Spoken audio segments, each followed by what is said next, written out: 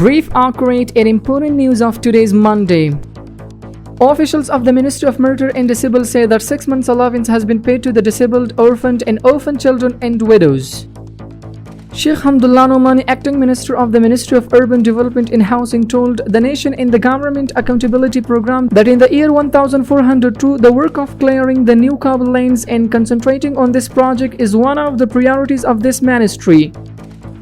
In the Logar Provincial Center in Muhammad Agha in Kharwar districts, at the cost of 94 million, Afghanis dams, retaining walls, and canals and check dam projects have been completed and handed over for use. The Afghan Red Crescent says 8 more children who were suffering from erectile septal defect were referred to an internal hospital in Kabul for treatment and operation. In the last 12 months, 1,506 children have been referred to different hospitals for treatment and operation by the Afghan Red Crescent.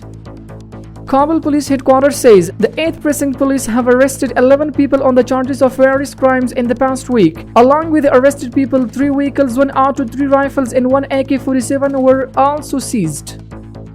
Kabul municipality says in the areas of the 8th district, trees were cleaned and watered collectively.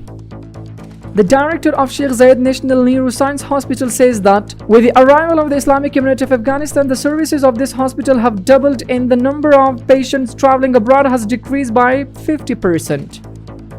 Minister of Borders, Tribes and Tribals, Mullah Nurullah Nuri, stated that this ministry has established 34 grand councils in 34 provinces for tribal unity and harmony.